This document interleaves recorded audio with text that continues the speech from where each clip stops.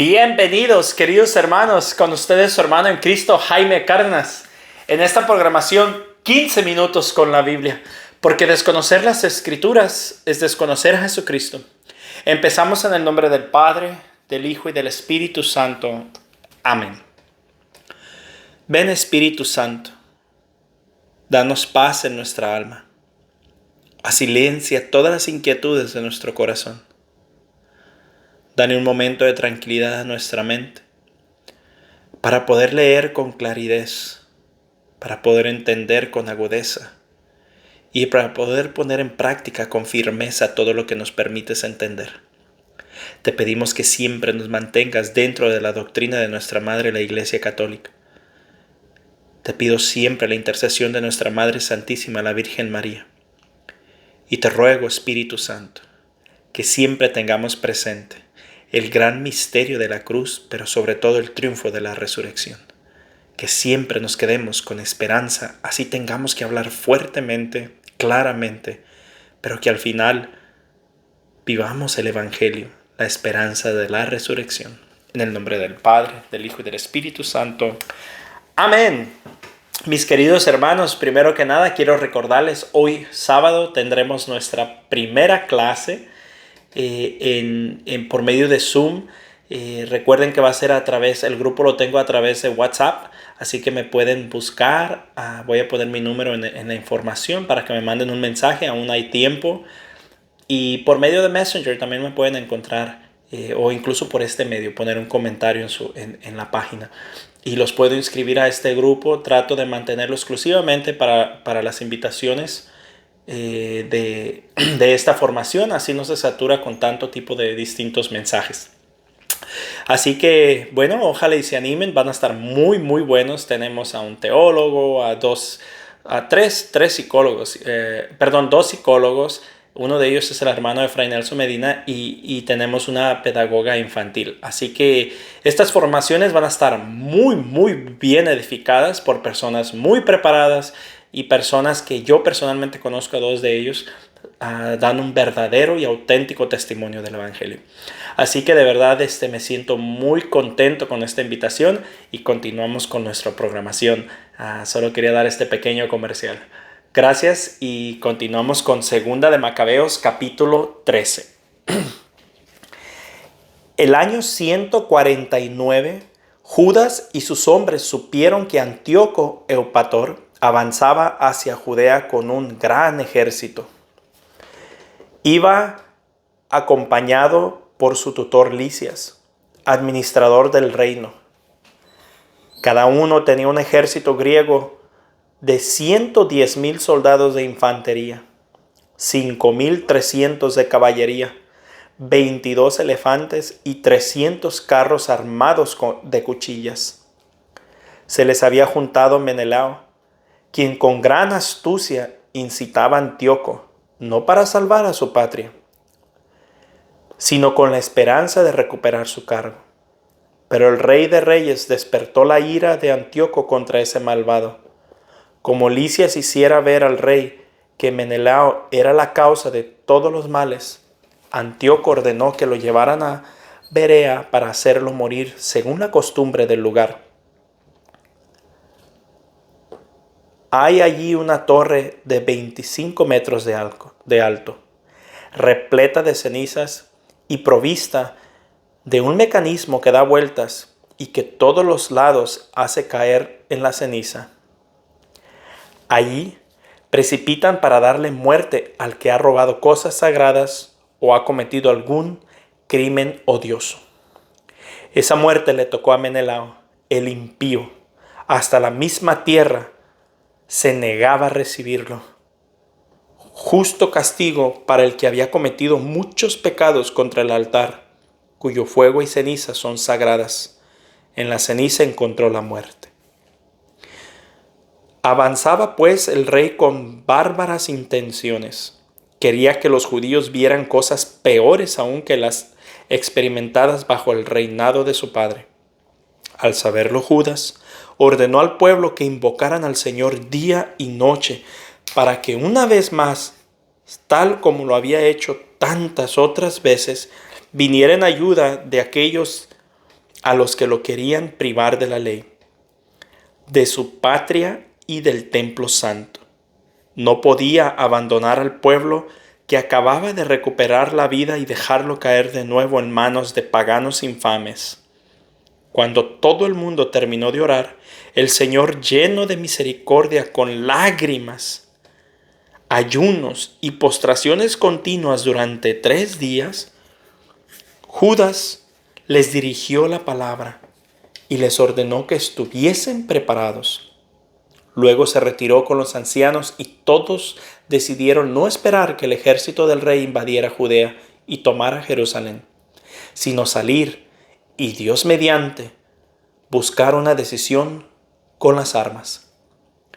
Después de encomendar esta decisión al Creador del mundo, Judas animó a sus compañeros para que combatieran valientemente hasta la muerte, por las leyes, el templo, la ciudad, la patria, las instrucciones.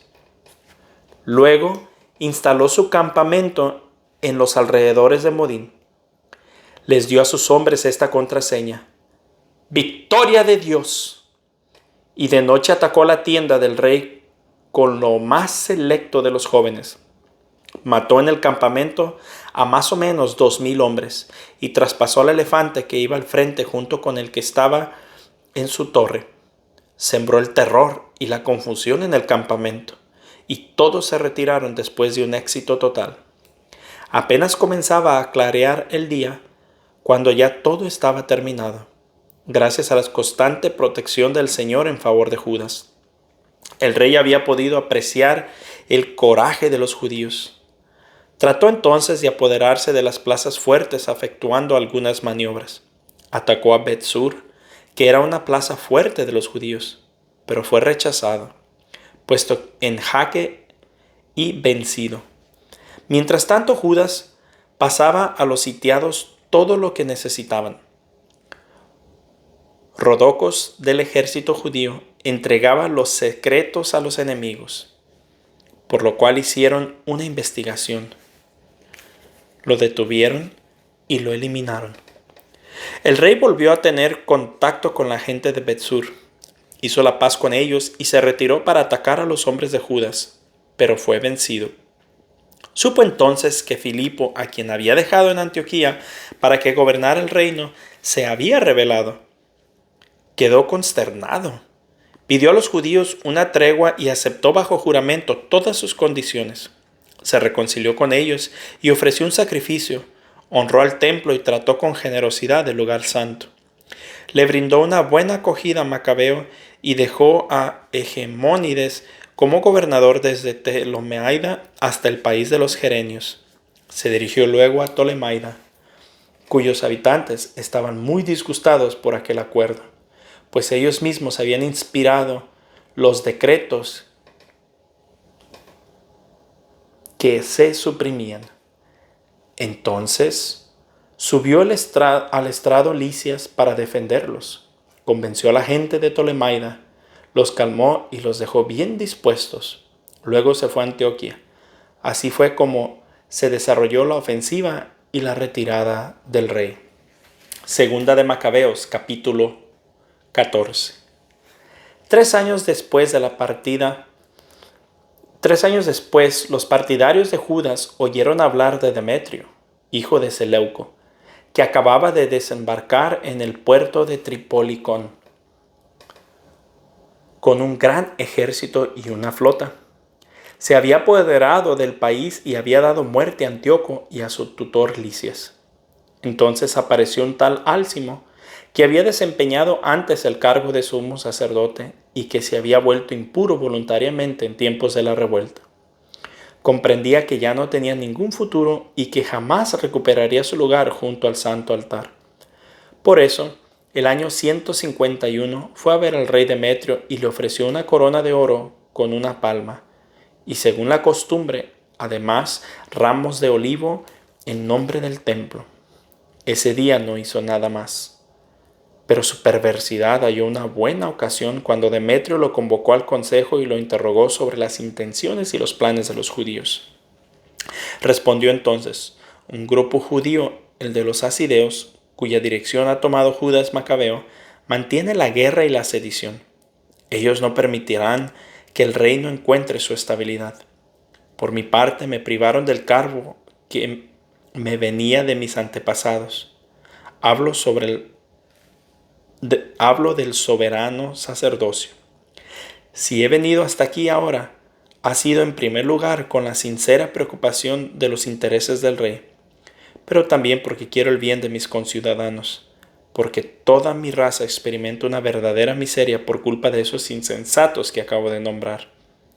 Infórmate en detalles, oh rey, y luego haz algo por nuestro país y por nuestra raza tan amenazada, con esa benevolente humanidad que muestras en todo, porque mientras esté allá Judas, el Estado no conocerá la paz.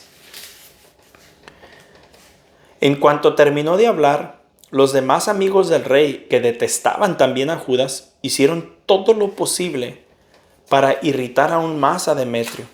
Este designó inmediatamente a Nicanor, que había llegado a ser jefe de los elefantes, como general para la Judea. Lo mandó con la orden de hacer desaparecer a Judas, de dispersar a sus hombres y de restablecer a Alcimo como sumo sacerdote del sublime templo.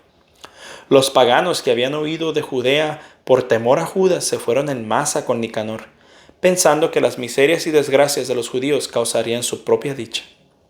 Cuando los judíos se enteraron de la venida de Nicanor y de la agresión de los paganos, se cubrieron de polvo para implorar al que había establecido a su pueblo para siempre y que cada vez ayudaba personalmente a los suyos con alguna manifestación. Luego dio el jefe sus órdenes y, caminando rápido, se trenzó en combate con el enemigo más arriba de Deseo. Simón, hermano de Judas, atacó a Nicanor, pero sorprendido por la respuesta del enemigo, tuvo un pequeño revés. A Nicanor, sin embargo, le informaron de la bravura de Judas y de sus hombres, su coraje en los combates que sostenía por la patria, y temía tener que someterse a la decisión de una batalla. Por eso envió a Posidamio, Teodoto y Matatías para que tendieran la mano a los judíos. Examinaron cuidadosamente sus propuestas. El jefe se las comunicó a las tropas y como todos eran de la misma opinión, los acuerdos fueron aprobados. Se determinó un día en el cual se reunirían particularmente los jefes. Avanzó un carro de cada lado y pusieron asientos de honor. Judas había ubicado en sitios estratégicos a hombres armados, preparados para todo en caso de una traición repentina de parte de los enemigos. Pero la entrevista se desarrolló correctamente. Nicanor se quedó en Jerusalén sin hacer nada malo, incluso despidió a la gente que se le había juntado. Como Judas estaba a su lado, sentía cada vez más inclinación por ese hombre. Le aconsejó que se casara y tuviera hijos. Judas se casó, disfrutó la paz y llevó una vida normal. Álcimo se dio cuenta de esa mutua comprensión. Se consiguió entonces una copia del tratado que habían firmado. Se presentó a Demetrio y le dijo que Nicanor exponía los intereses del Estado. Entre otras cosas, había designado como su lugarteniente a Judas, el enemigo del reino. Fuera de sí y excitado por las calumnias de ese miserable, el rey escribió a Nicanor para comunicarle su disgusto por esos acuerdos.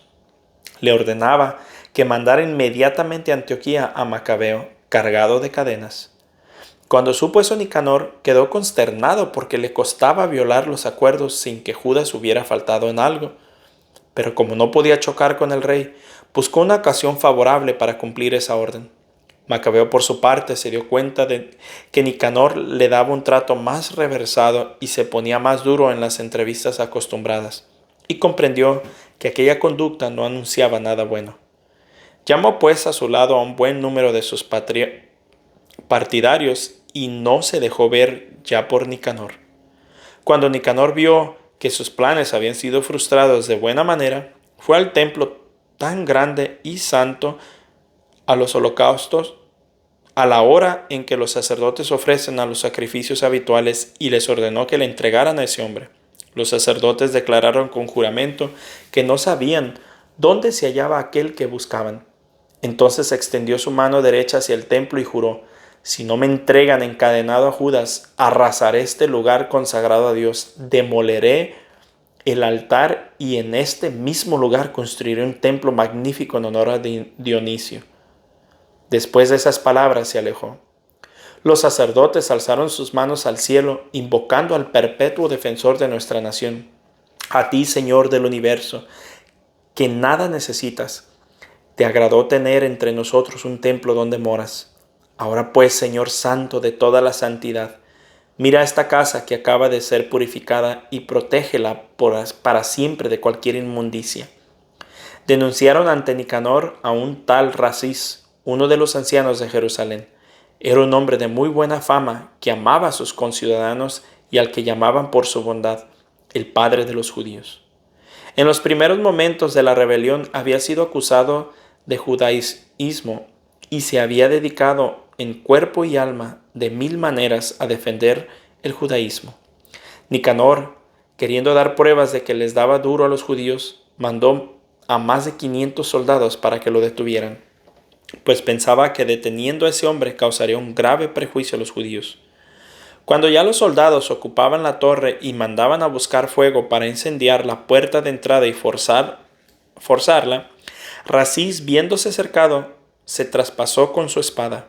Prefería morir noblemente antes que caer en las manos de los bandidos y sufrir ultrajes indignos de su nobleza.